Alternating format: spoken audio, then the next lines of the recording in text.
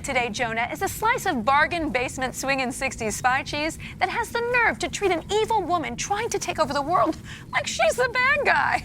Also, Frankie Avalon's in it, so you know it stinks. Just try to keep down the million eyes of Sumuru.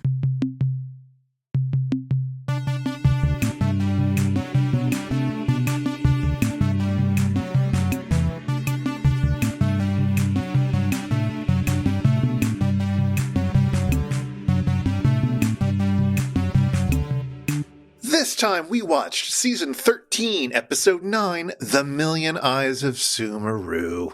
In which people who hate women imagine what it would be like if women wanted to rule the world. Yup! We're back at this. I know! Okay, but first, before we talk about Sumuru again, some follow-up. Hey, Charlotte. Hey, Chris. Hey, so last episode, I was putting together the show notes, and I was looking up some of those TV shows that you were telling me about. With Estelle? Yes, with Estelle. She was so good in them! She was swell, Estelle. I haven't watched them, but I did look it up, and you mentioned that there were 2 episodes of Alfred Hitchcock Presents, I believe it was. Mm-hmm.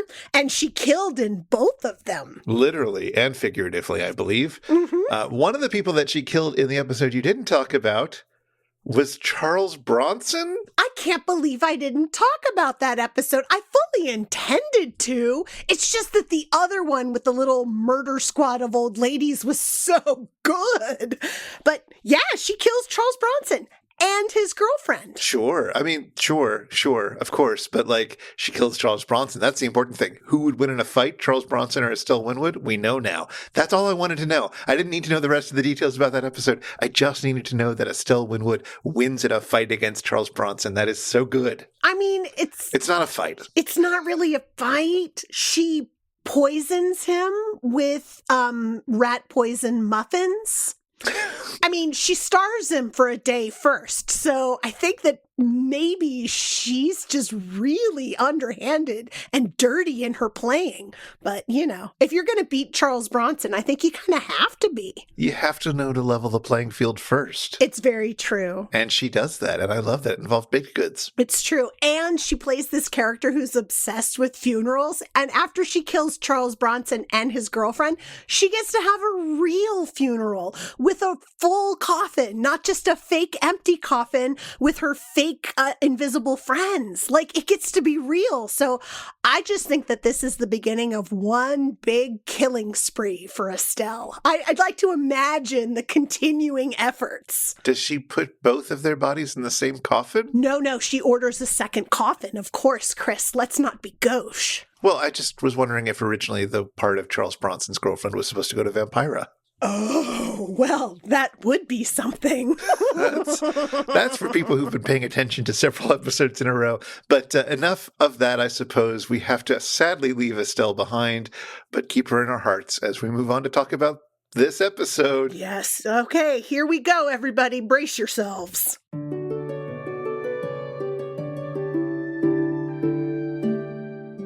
This time we watched Season 13, Episode 9, The Million Eyes of Sumuru.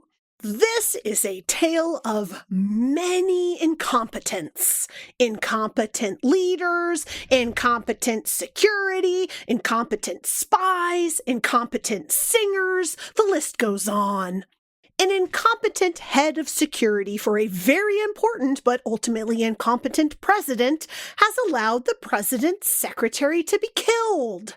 So a secret British agent who openly declares himself a member of British intelligence and is thus incompetent recruits a spy from the CIA who declares himself to be a spy and is thus similarly incompetent. Don't they have some sort of secret handshake or nose touch to indicate the secret spyness of their jobs? Anyway, the CIA guy, Nick West, agrees to meet with this security chief to, you know, I'm not sure what, discuss the situation. No one asks or offers any help to the other, so who knows? The security chief decides to take a walk home alone, even though the secretary's been recently killed and he's concerned about everybody's safety. So how competent can he be? Not very, as he gets kidnapped and killed by girl boss Sumuru's secret all-lady organization that everyone knows about. Incompetency. Nick West attempts pursuit, but nearly gets himself killed. Fortunately for him, one of the ladies tells him where their headquarters are. So this secret lady organization is super bad at their jobs too. Oh, and who saves Nick from certain death? His millionaire playboy friend, Tommy. So seriously, Nick is a terrible spy. But if he's bad at his job, what does Nick even bring to the table? Well, according to the ladies, raw animal magnetism, because none of them can resist wanting to smooch him. And that makes all Sumuru's plans go awry. Her whole organization is founded on love being stupid. And yet, given the opportunity to smooch a mediocre, incompetent man, boom, even she's there. Even though it is the incompetent kissing of the 60s, where everyone just violently smashes their faces together. It just looks painful. Anyway, ultimately, the smooching is the lady organization's undoing. Not wanting to smooch the yucky president, Sumuru's Lady Helga runs away from her job to infiltrate the last rich man's bed. Playboy Tommy gets Helga to defect from Sumuru's lady troupe with his smooching. Nick is mercifully rescued by Sumuru's number 2, who wants to smooch him. And rather than arrest and put an end to Sumuru's incompetent lady organization, confiscate their resources, which contains a considerable amount of lady science, the incompetent lawmen blow up the island headquarters, allowing Sumuru to easily escape. And if anyone had been good at their jobs, this would have been a much shorter movie. The end. Meanwhile, on a satellite of love, Dr. Cabal is visiting Kinga and Max and wants him to come up with some marketable IP. Maybe a fun vehicle with a name like, I don't know, the Bone Twister. Meanwhile, Crow and Tom have noticed that Jonah is absurdly tall. As someone who myself is only a hair shorter than Jonah, I also learned quickly to have an answer prepared when you ask me if I play basketball. For the invention exchange, the Mads have invented the Mug of Doom, which shows you your greatest fears as you sip your morning joe. That'll wake you up. Ironically, my greatest fear is not having my morning joe. But I kid. In response, Jonah and the bots have business Skittles. They come in 5 soul-sucking flavors like sycophant strawberry, and in a pragmatic array of off-white hues that will be sure to go with your office decor. The British intelligence agent in the movie really likes acronyms, or I guess technically initialisms. Either way, it leads to us getting C&T as MI5 guys on the QT trying to FYI Jonah with a little IYKYK alphabet fun. It's okay. And then Jonah gives Crow and Tom a lecture on how to sneak around CIA style. You know, like a perv. Be a creep, ignore signs of danger, and do whatever you're told, just like the incompetent spies in the movie. After intermission, we get another scene of Jonah, Emily, and Joel talking to each other in rhymes, because, as discovered in a previous episode, the Mads can't hear when people talk in rhymes. Yeah, anyway, they're plotting for the big season finale, which we'll get to someday. But then, after some more movie, Jonah wears a long wig.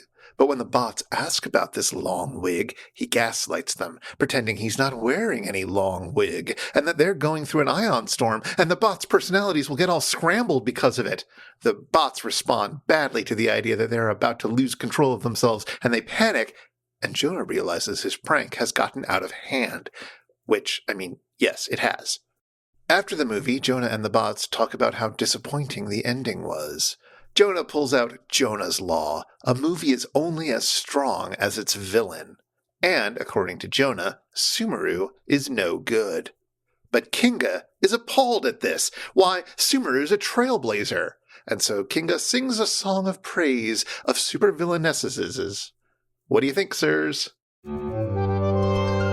You know there's such a thing as no-color Skittles. Yeah, I think I've seen them. And honestly, if they didn't make their own, like, bespoke blank Skittles for this bit, I guess good for them. I always wonder about them because, I mean, you know that I teach statistics, and one of the things that we do is we try and test whether you really can taste the rainbow by having people blindfolded eat individual Skittles and then try and say which color and or flavor it is. And like, we get statistically significant results that were better than straight up guessing. And so I kind of wonder how the no color Skittles would go, because you can't even tell if you're right or not. Charlotte, HR has talked to you about blindfolding your students and putting things in their mouths. My goodness, they put the things in their own mouths. Thank you very much. I did not feed my blindfolded children. That is ridiculous. Just the suggestion is a little appalling. Well, I see that you've taken the strategy of talking about anything other than this episode in this movie. That's just not true. Honestly, Chris, I didn't think this was awful. I thought it was okay. I liked the episode in season 13 and the riffing in season 13. And I have to say, I didn't hate the KTMA one either. That's nonsense. That's because you had the blessing of watching the season 13 episode first. And so you could tell what was going on. Absolutely, it was true. And actually, I have to admit, I didn't even really watch the KTMA one. I just listened to it while I played Dr. Mario. And I love Dr. Mario, so maybe that helped. I don't know. I bet it did. Okay. So when this premiered, when, season 13 dropped, I watched this and I was like, oh no, I don't want to watch Million Eyes of Sumuru again. It's such an awful movie. I hated it the first time. And I thought, you know what? Actually, they did a really good job with it. They engaged with the things that are awful and problematic about the movie. Agreed. In a fun way. And it was a really, I don't know, it did me good. I was happy that they had managed to redeem one of my least favorite MST3K episodes. Watching it again this time, I hate this movie so much. Oh my gosh, I think that's a little harsh. I guess. I don't know. I think something about this movie just rubs me the wrong way. You know what it is? You want to spend more time with Sumuru and less time with those stupid men. They're ridiculous. Well, yeah. Aww. And I want the people who make the movie to understand how awesome Sumuru and her all-lady gang should be. Yes, they have matching outfits. Take advantage of the matching outfits. Do you take advantage of the matching outfits? Where did they even get the outfits? How long has this organization been in play? What about the other 11 very powerful, very rich men? Are they going to be killed, or are they just going to manipulate them? It's so amazing what they could have done with this. I mean, all right, let me pitch you on this. Okay. What if Sumuru, but it was like an office comedy? Do I want the office of Sumuru? I mean, I really like the opening of the movie where the ladies are all gathered round and they're all like, let's interrogate this thigh neck cracking routine that this lady has. I mean, I think it could work, everybody. What do you think? Yep. All right. Thumbs up. Everybody came to consensus. Kill people with your thighs. Kill people by gently pushing them into water. Oh my gosh. Drowning is no joke, man. You could totally kill someone that way. No, of course you can kill somebody. The thigh cracking thing? That's, I mean, strong thighs are also no joke. Let's be real. Okay, that's very true. And no, of course, drowning is no joke, but there is something about like how delicately the women approach the person that they're about to drown in that scene. It's like The Prisoner. I don't know if you ever watched The Prisoner much. Oh, I have, yes. It's like the bubble coming after you, right? Like Rover, the bubble sort of coming to slurp you up. Like it's eerie how like it's just sort of bobbling over towards you.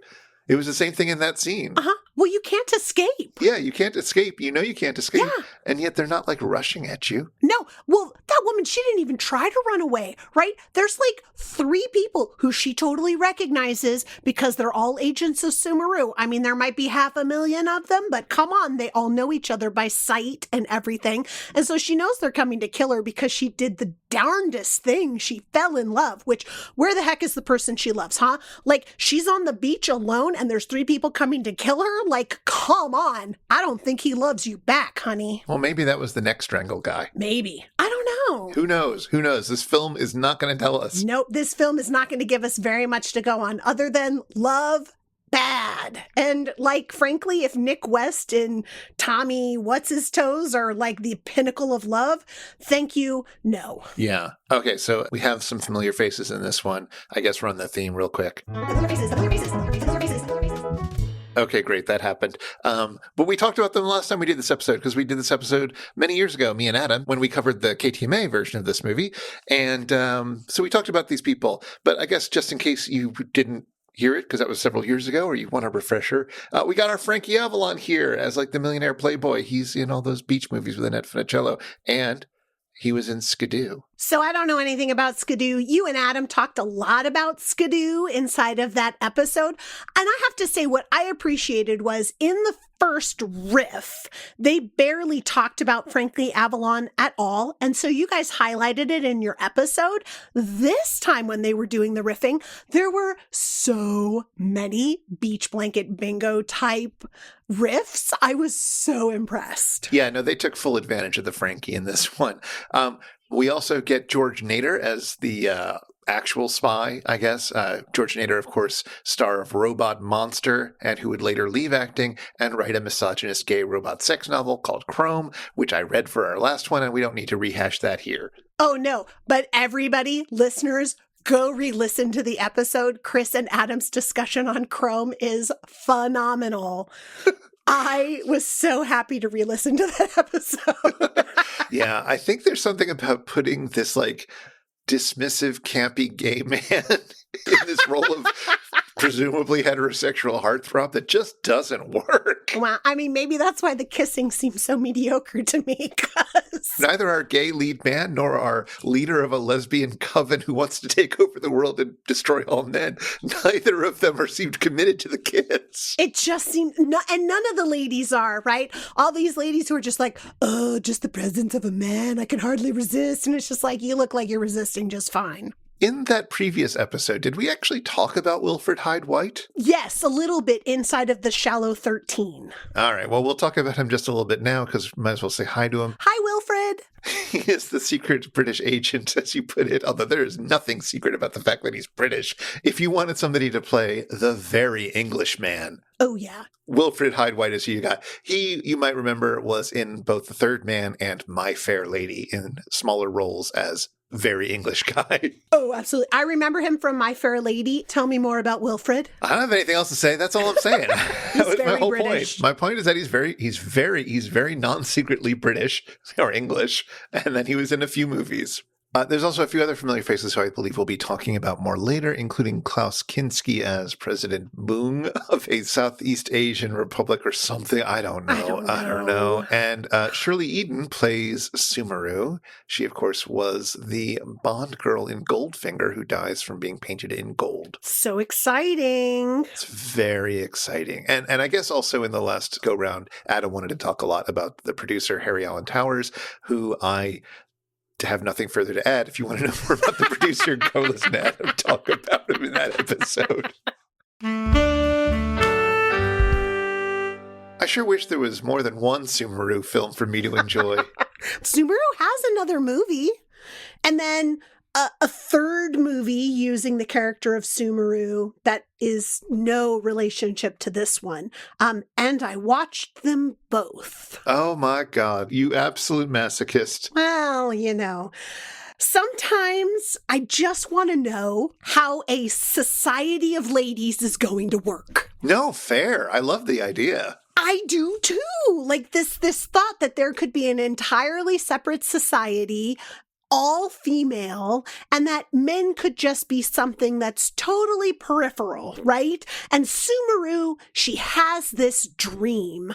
And so, there's a follow-up movie called The Girl from Rio. This is from '69, directed by Jesus Franco. Who also did The Castle of Fu Manchu. Yes, so he's very familiar with the, what's-his-name, Sax Rohmer. Yeah, I guess we should also say this, that Sumuru is based on a character that was created by Sax Rohmer, who wrote the Fu Manchu books and wrote like 5 books of Sumuru stories with great names like Nude in Mink or Virgin in Flames. That's a great name. Come on. Virgin in Flames, I would so read the heck out of. except I'm not going to. I mean, I would definitely look at the cover art. Yeah, there you go. I'm going to limit myself to the cover art as well. But yeah, so there's a movie called The Girl from Rio, which is sort of a follow-up to this. I mean, the thing is, the main character is played by Shirley Eaton, but her name is not Sumuru. What? No, her name is not Sumuru. It's Samutra or something like that. Like, it's different. It's really weird. But she's created a lady society. It's not on an island, but it is far away from Rio, and it is a place called Femina. Oh. Great name. Yeah. And in Femina, they are building up a treasury and they're building up an army so that they can someday take over the world. I think that this is the problem, right? Like her ambitions are like take over the world. And it's like, dude, if you just built an awesome city, you wouldn't need the rest of the world. But that's me. Anyway, so she's got this army. She's got a whole big treasury. She's still got like lady scientists making lady science to control people who come in. And the way that she's building up her treasury is by stealing money from men. Oh, yeah. That's a good way to do it. She tempts men to come to Femina, like they get invited, sort of. And then she steals their money and she slowly chokes them with fog. And then there's some weird sex play that happens because in The Girl from Rio, she's decided that love and smooching is not bad. Love and smooching is a weapon, which fair.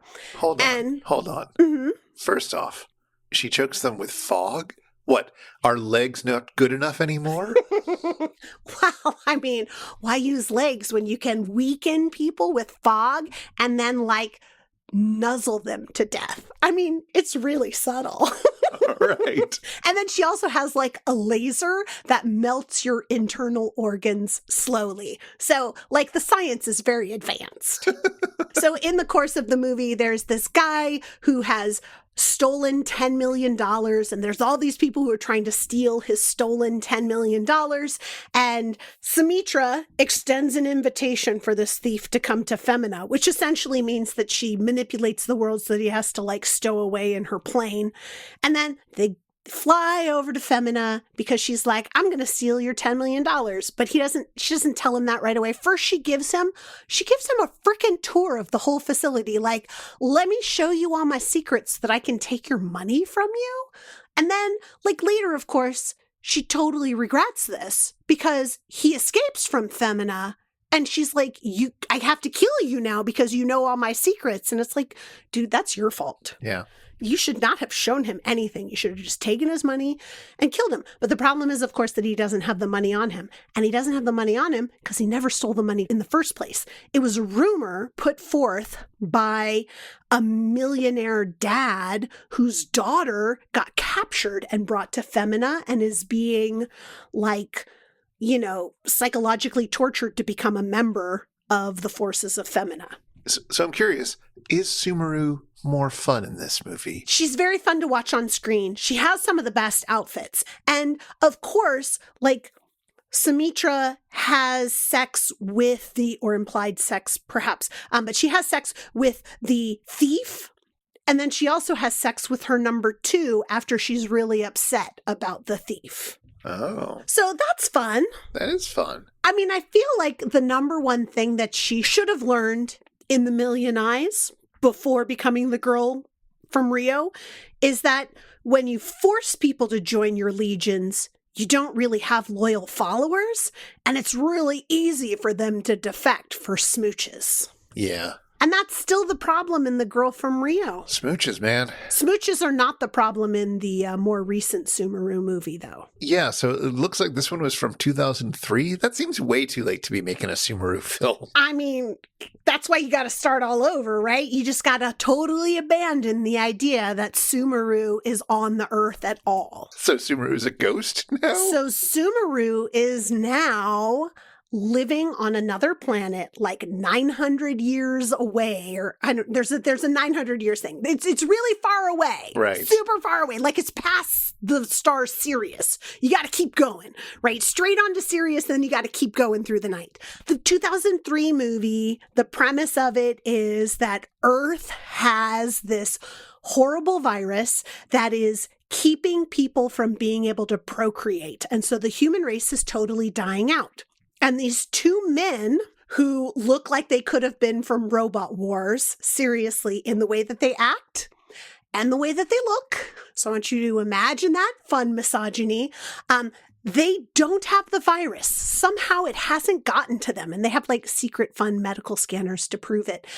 So they go to this place where 900 years ago, they had a bunch of colonists from Earth create a new colony. And they're like, these humans who have been isolated on this planet for 900 years are humanity's only hope. So they go out to the planet.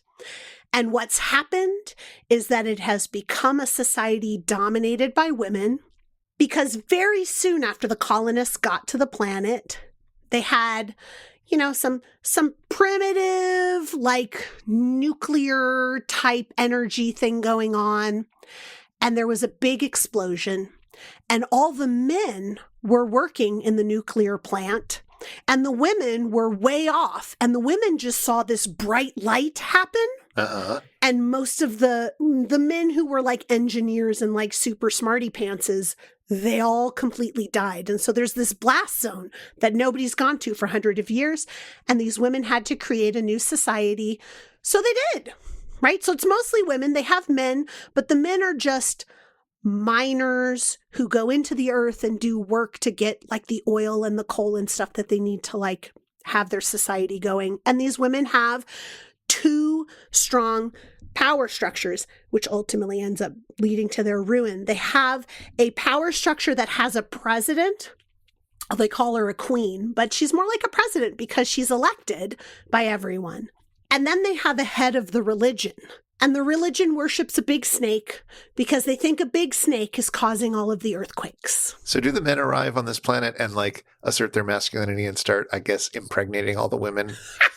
Is that where this goes? Is that what this movie's about? No, thankfully. Okay, good. Although there's the implication that, perhaps in the future there will be impregnation. But for now, they run into the ladies and they get embroiled in all of these politics because, of course, there's two very powerful women that are at odds with each other. And there's a new handsome guy on the block because only one of the two's handsome. Right. Right. And so they have to fight over him. So both of them do some smooching with the guy. Okay, smooching is back. Yeah, smooching's back, right? But smooching isn't bad in 2003 Sumuru. Oh, okay. Sumuru's the queen, and smooching has to happen, but men are just strong and they do labor, and women are the ones who rule. And they create society, and they have kids, and, they raise the kids as a whole society. So, of course, this guy who's coming in is like, but what about families and being moms and dads? And so, don't you want that? And they're like, dude, that's not the way we work. It's fine. But anyway, they eventually decide that they have to get to the spaceship, and they have to get as many people as they can on the spaceship to leave the planet because the planet's dying. And so, they do. And they defeat the high priestess of the snake because she's the bad guy. I mean, there's one of the two lead women has to be bad and the other one has to be good. And they have to fight each other and one of them has to win. And so Sumuru, the queen, elected queen, wins. And she gets to have the hot guy.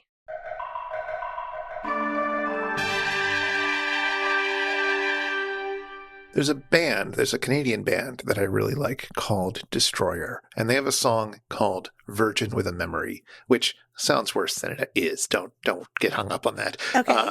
But it has one of the greatest opening lines to a song I've ever heard. Okay, hit me.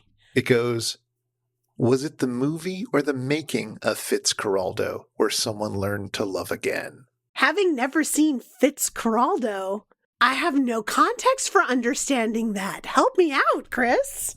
Well, Fitzcarraldo is a movie directed by Werner Herzog. Werner Herzog, Grizzly Man fame and all this stuff. Sure. Back in 1982, he put out this movie called Fitzcarraldo, which starred Klaus Kinski, a.k.a. the guy who plays President Boong in this movie. And so Jonah and the Bots make a reference or two about Fitzcarraldo over the course of this. Oh, Klaus Kinski. He was Fitzcarraldo, you know. Fitzcarraldo is a very odd movie that notoriously had a lot of difficulties being made. How come? Well, in part because Herzog was kind of gonzo about things, let's say. The movie is centered on this like one specific image that Herzog has, and the movie sort of is all about leading up to this image and then enjoying it and then wrapping things up. And the image is based on the true story of Fitzcarraldo. Fitzcarraldo is a Irish man living in Peru at the sort of early 20th century, and he is trying to become a rubber baron. Okay. Not a robber baron, a rubber baron. So he like wants to own a plantation and have some sort of control over the trade of the thing that's made, that sort of thing? Exactly. And like the actual Fitzcarraldo, the actual guy that this anecdote comes from, was real and was successful. The guy in the movie, not so much. But one of the things that the actual Fitzcarraldo did was he transported a steamboat from one river overland to another river that was less accessible, let's say, so that he could get at a plantation of rubber trees and make money off of it. How do you transport a ship over land? Well, in the actual historical case, he disassembled it and took it over in about 13 different parts. It was a 30-ton ship. It was still difficult, but he managed to do it. I mean, he got other people to do it, let's be clear. You don't become a rubber baron by carrying ships. That's for other people to do. Exactly. So is that the image that Herzog had that he wanted to make a movie around? Was the image of dismantling a ship? No. No? Because Herzog wanted it to be bigger. He liked the idea of this impossible task, and so he wanted to actually carry an entire steamship up a hill and down again. Oh my gosh. And not only that, the steamship that Herzog decided to do this with was 10 times bigger. It wasn't a 30-ton ship. It was a 320-ton ship that he raked up a very steep incline because it would look better and look more impressive to get it across the land from one river to another. That seems like ridiculous. Why would anybody do that? Basically, it's because Herzog had an idea that this would be a remarkable thing. Okay, yeah, but remarkable and unnecessarily so. It would be a remarkable thing and like a dreamlike thing, like the sort of thing that shouldn't happen. And so if you film it, you're kind of capturing something impossible happening. And so that's why he had to actually do it, is the idea. So he actually had a 300-ton ship, not like one that looked like it could be 300 tons. Very proudly, he did not want it to look like a little plastic toy going up a hill. He wanted an actual 320-ton ship being hoisted up a 40-degree incline. Why does anybody work with this man? That's a great question. And this was not like the first time Herzog had done a film that was like pushing the extremes of, he did one that was on an active about to explode volcano. He did films in the desert. He had done other films in the jungle before. Like a lot of his early work is really pushing what can be done, partially because he thought, well, you'll get interesting performances out of people if they're in these intense situations, and in part because he was interested in the way that the landscape expresses what's going on inside people, right? In my mind, I'm debating between like the safety of everyone involved and this potentially awesome result, which could also be disastrous, right? Like it could be a disaster at any moment because of how extreme everything is. And it seems like if you're a good actor and you have a good director, you don't need to go to extremes to get a performance, do you? I mean, I don't know. I'm not an actor and I'm not a director. I don't know for sure.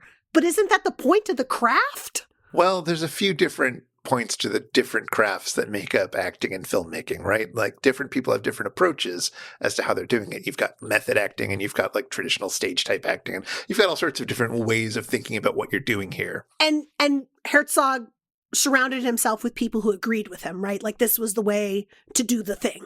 Yeah, although that didn't mean that they had a good time all the time. So here's the thing. There was a documentary that was made about the making of Fitzcarraldo. while it was being made.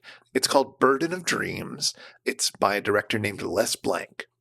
Les Blank made a bunch of interesting documentaries, and I need to go watch more of them. There's a bunch of them on the Criterion Channel right now. Do you think he's a more interesting director than Herzog? I don't know overall, but I will say that I think Burden of Dreams is a much better movie than Fitzcarraldo. And Fitzcarraldo's good. Like, I enjoyed it. I've been meaning to watch Fitzcarraldo for like 10 or so years now, maybe 20. Good heavens. I put things on my to-do list and I never get around to them. But Fair enough. yeah, Fitzcarraldo is such a monumental piece of filmmaking that, you know, people talk about because of the audacity and the disaster of it all. Yeah, I can imagine. And, you know, it's good. I enjoyed it. But Burden of Dreams does the secret thing where, okay, Fitzcarraldo, the character Fitzcarraldo, the reason he's doing this crazy thing and trying to make this money is because he wants to bring opera. He wants to bring opera to this town of Iquitos, Peru, in the middle of the jungle. So opera is the driving force in his life. He wants to make money only so that he can open this opera. Opera is absolutely the thing he's obsessed about. Opera itself, sort of the field where people have big emotions and big dreams. He wants to let that come to life in this town. Okay. And he's going to go through ridiculous lengths to do it. Okay. And of course, Fitzcarraldo is played by Klaus Kinski. Kinski, of course, was a horrible person who was miserable to be around, and he had a sort of incredible intensity to him that just bleeds through. I mean, it's very awkward in a lot of ways. I am so surprised to hear that, because given his performance as President Boong, it is really hard to imagine him as anything but like pale-faced buffoon. Like, he's such a nothing in Sumuru, and I'm not sure that I've seen him in anything else. Well, you never went down the Herzog rabbit hole, so you might not have. And he was in a bunch of like little horror-type films. He was in a lot of films, but mostly very small parts. Mm-hmm. The one thing that you might have seen him have a very small part in is if you've ever seen Dr. Zhivago. I've never seen Dr. Zhivago. All right. Well, he's in that. That's kind of the biggest of his, non-Herzog films. So he's like this incredible actor. Well. He's this incredibly intense actor, right? Like he can command the attention as you're watching him get angry at things or so forth. He can be very strong that way. Definitely not showcased in his turn in Million Eyes of Sumuru. But assuming that Herzog can get a better performance out of Kinski. Yeah, exactly. The Million Eyes of Sumuru is allergic to people acting and does not want to encourage that kind of behavior at all.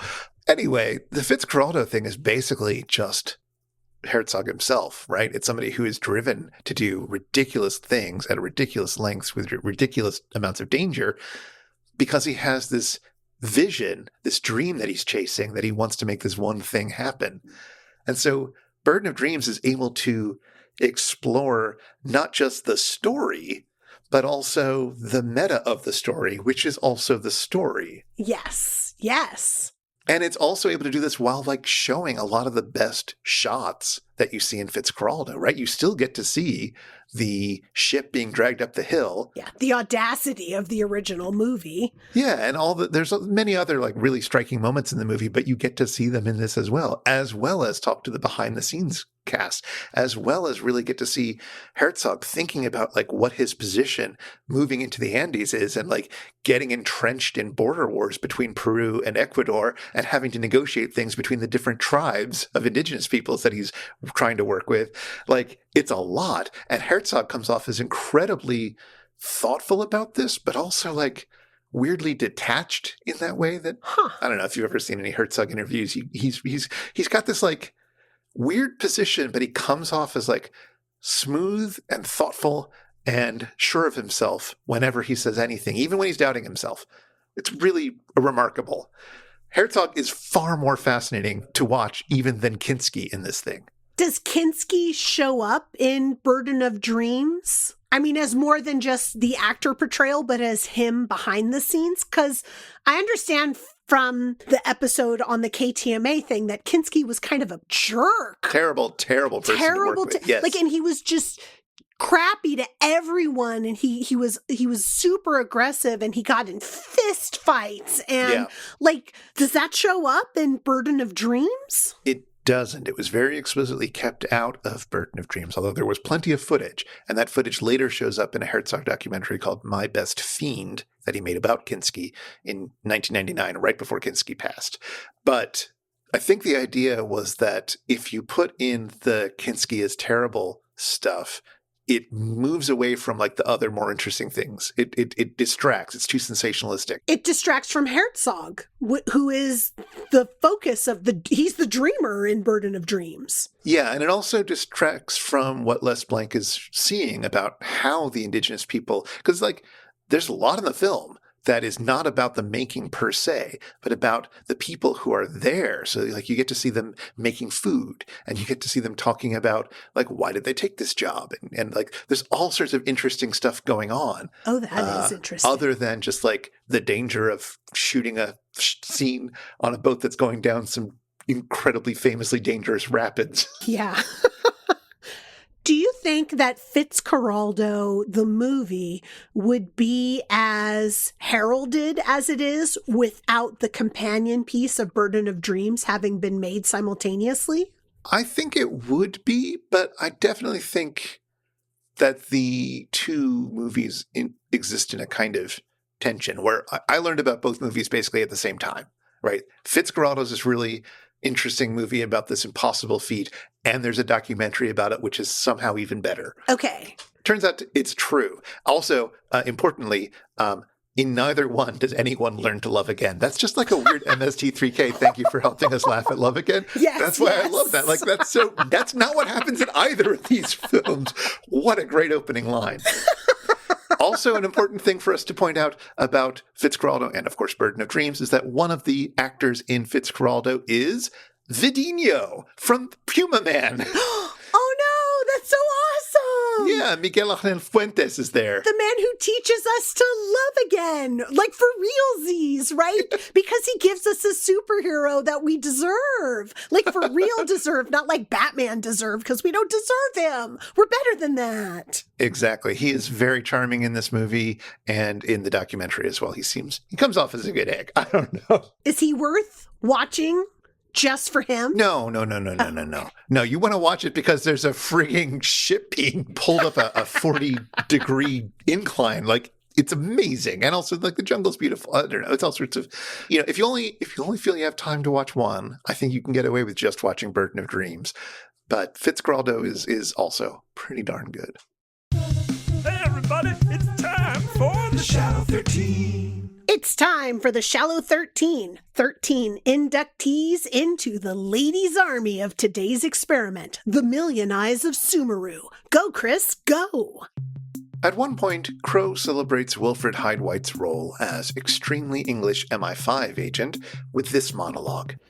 Tally ho, jolly good Fred Bassett, Doctor Who saved the Queen. What's all this then? Chimchery falls mainly on the plain. Are you being served? Tea and crumpets, only fools and horses, by Jove. Stiff upper lip and all that rot. The game is afoot and mind the gap.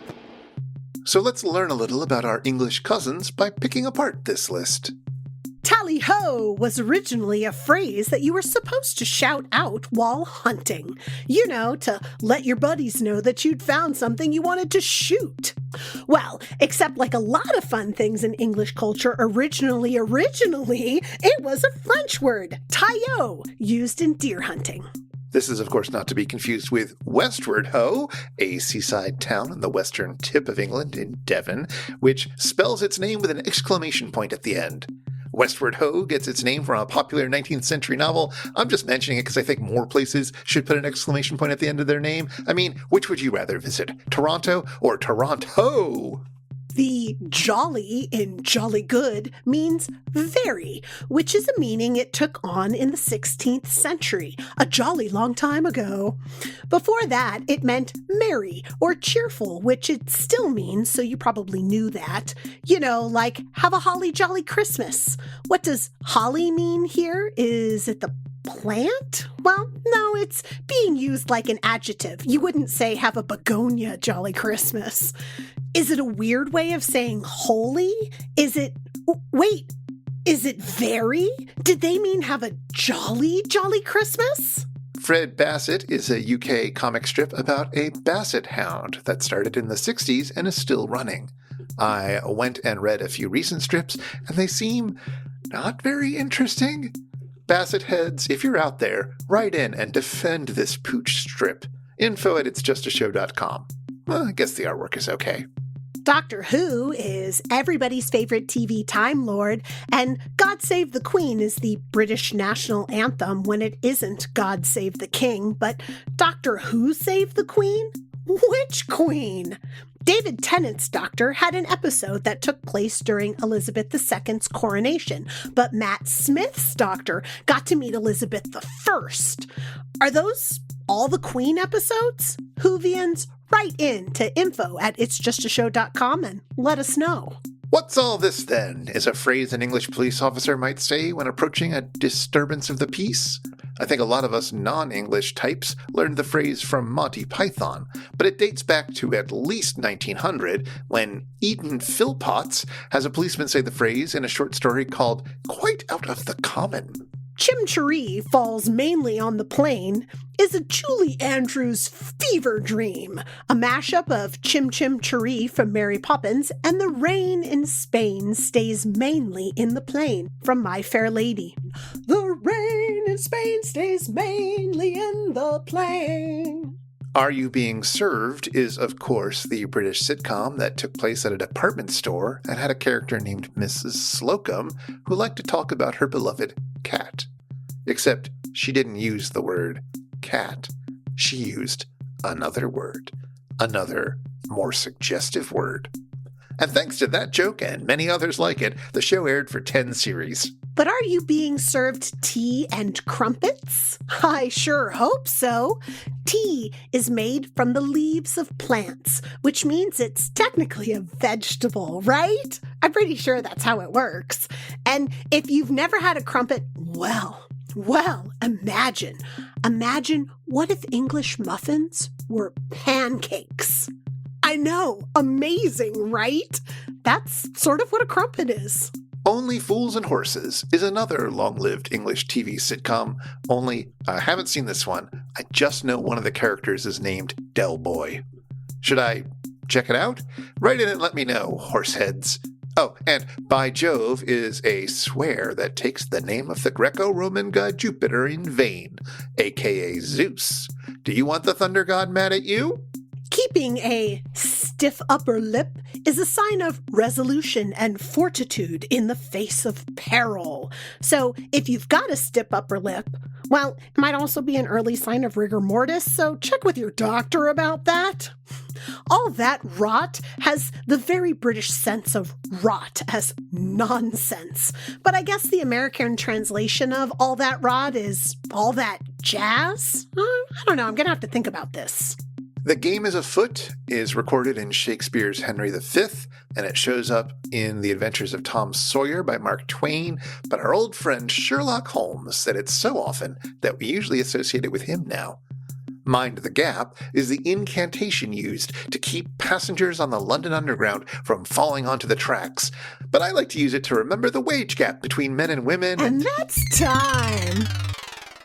Chris, I was super happy to hear a riff about Take Your Child to Work Day inside of this episode. Yeah, it's when, I forget his name, George Nader. It's when George Nader, our top spy guy, is going into Sumuru's hideout, and Frankie Avalon is just kind of trailing him, much shorter and much, younger looking, and Jonah says, I guess it's Bring Your Child to Work Day? He totally does look so young. Well, I imagine he is a bit younger than George Nader, but, true. He was cast because he had that boyish face, I suppose. It's totally true, but George Nader looks like my uncle with all the Brill cream or whatever the heck he's using to make his hair do that. He looks like he's 100. And then there's Frankie Avalon, just fresh face from the beach. Anyway, Bring Your Child to Work Day. Mm-hmm. Of course, I don't have children, so I'm not required to bring him to work. Well, it's not a requirement to bring your kid to work on Bring Your Kid to Work Day, thankfully. But it's a really cool idea, and I wanted to talk about it for a little bit because I'm so touched by it. Like, it just seems like such a great idea. Sure. Were you brought to work as a child? So I was never brought to work as a child. My father worked as a mechanic, so not really a place that you could bring your kid to work. There wasn't really a safe place for me to be able to be, and there wasn't really a role that I could take if I had joined him at work, right? Because part of the point of Bring Your Kid to Work Day is that you involve them in the work that you're doing, and that your kid can see what you do at work and what your coworkers like and what your workplace is like, whether that's an office or whether that's, a museum or a TV studio or a school, because there's all these people who bring their kids to work. One of the very charming things I found on YouTube was a segment from Bring Your Kid to Work Day last year that Good Morning America put on, where all of their producers and stuff had their kids with them, and they asked the kids, like, what do you think about the job, right? The job that your dad has or the job that your mom has. Pretty glamorous, huh? It's really cute. Well, that's good. Yeah, I was surprised. I thought it had been around for a really long time, since the 70s, because I associate Bring Your Kid to Work Day with feminism. I also thought that it was a 70s thing about bringing your daughter to work originally. It's a 90s thing about bring your daughter to work. Yeah, Huh. I know. But it was endorsed by Gloria Steinem. So, we do have that tie to the feminism movement of the 70s. But it was created by one of the editors of Ms. Magazine, who her idea was daughters should go to work with the parent who works in the workplace so that they can see what workplaces are like and they can imagine and see a future for themselves beyond the roles that they see all the time in the home or in the school, right? Yeah. No, that seems reasonable.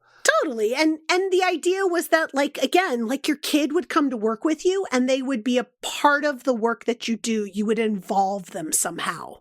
You'd get them to do coffee runs. Sure. I mean, there are people who that's part of their job, so why wouldn't you involve your kid in that, right? I suppose so. Right? And there's people who have to give presentations, right? If you had your kid at work with you and you're giving a presentation, why not involve them? When I brought my kid to work, I had my kid pass out papers. I had my kid collect papers, right? I had him come to the copy machine with me and, make copies for the next day, right? Did you make him give a lecture on statistics? I mean, he was a little young at the time, but I had students who thought that since he was in the womb while I was teaching statistics, he should just naturally be a genius at it. I mean, you'd think. If it worked that way, wouldn't we just put lectures on our bellies while we're pregnant at all times? Yeah, I don't know. Yeah, so it was originally just Bring Your Daughters to Work Day because the idea was there are so many girls who don't transition into the workplace successfully. And if they had some exposure, it could happen. And there would be less of a leaky pipeline at that moment. But it didn't take more than a couple of years before people were like, make it Bring Your Sons and Daughters to Work Day. Sure. Bring your kid to work day. And so that's what it is now. I mean, on the one hand, sure. Yeah, no, all kids should probably have some exposure to what working life is like and what the possibility spaces are. And on the other hand, it does feel like that is a thing that might have been more needed for daughters, but I don't know. Yeah, I don't know. There was an article that I read in Time magazine with one of the original conceivers of it. Her name was Marie C. Wilson. And she was saying that Take Your Daughters to Work Day was just going to be one part of this. And what they wanted to do was have a Bring Your Sons Home Day. Oh. Where your kid, your male child, had to engage in the work that had to be done in the home and learn how to do things like the laundry and the dishes and the cleaning of the house, right? And how you manage a household, because there are so many invisible tasks that people don't take into account and you don't even know that you have to do them because we don't think about them, right? We don't make them obvious. And if we spent some time doing that, maybe that labor wouldn't be so invisible to us anymore. So that was kind of the original conception, was take your daughters to work so that girls get a view of a role they don't usually play or hadn't historically, and that boys have a take your son home day where he learns about the jobs that happen in a place where he historically hasn't been present. Well, Chris, we've talked a lot about the million eyes of Sumuru, of Kinski, but maybe there's some time for just one more fact for our listening audience. Absolutely. There are a few references in this episode to one of the fun facts about the Million Eyes of Sumuru, possibly the only truly fun fact about the Million Eyes of Sumuru, which is that much like Barbarella gave us Duran Duran, and much like Barbarella gave us Matmos, the Million Eyes of Sumuru gave us another band's name. Oh, what's that? The band Bikini Kill was inspired by the Million Eyes of Sumuru to come up with that particular name because of all the bikini killing going on in this film, I suppose. There is a lot of bikini kills. Now, did you listen to a lot of Bikini Kill? I can't say that I did this is going to sound terrible, but it turns out I was never very cool. And the first time I ever heard about Bikini Kill was in the movie 10 Things I Hate About You. Well, I actually never listened to Bikini Kill either. So they are, of course, one of the foundational Riot Girl bands with the frontwoman Kathleen Hanna, who later went on to form Le Tigre, who I have listened to a bit. Oh, excellent. Yeah, they're fun, but I'd never actually properly listened to Bikini Kill for whatever reason. And so I went and listened to their first album and their early EPs today. And I got to say, it's pretty much exactly what you imagine it sounds like. Which is to say, it's pretty good. And if you want to hear Kathleen Hanna doing a sort of punk band and being very righteous in her lyrics about, how awful men can be and how sucky the world is, absolutely, it could be the vibe. And how women just need to take over and rule? Yeah, I think that's not too far off from where she's going sometimes, and fair enough. But here's the other thing I found out. So on the re-release of one of their early things, there are a bunch of bonus tracks, and one of those bonus tracks is an early song of theirs that they never properly released back in the day, I believe, with a title that I think you might be intrigued by because it is called Fuck Twin Peaks. I am intrigued. My goodness. Turns out that the people in the band thought that a show about a pretty dead girl seemed pretty sexist, and they did not have any time for that nonsense. If that's all the show was, Bikini Kill, I can't believe I'm addressing you as Bikini Kill. If that's all you thought the show was. I mean, it was very early 90s, so that's not the limit of the sexism of the world, and it's, probably I was going to say it's the least sexist thing about Twin Peaks, but alas, that's just not true. David Lynch is not impervious to misogyny. No. Alas. I suppose not. But who among us is?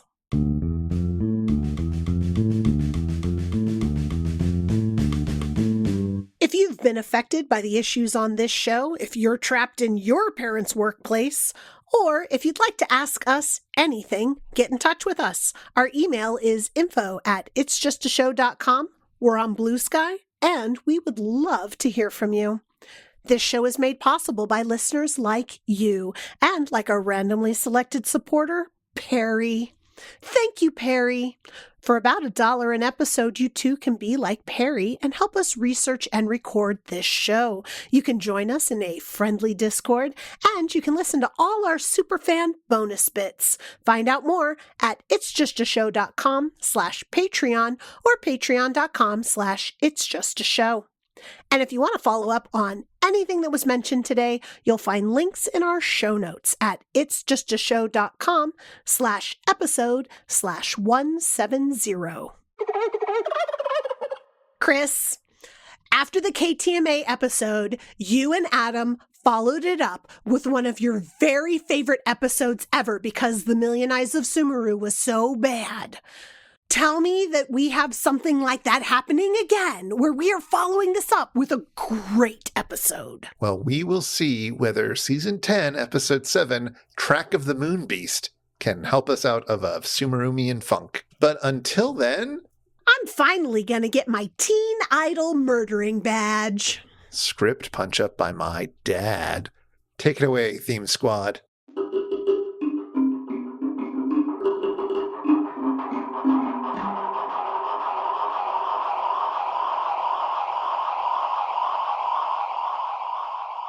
The rain in Spain stays mainly in the plain.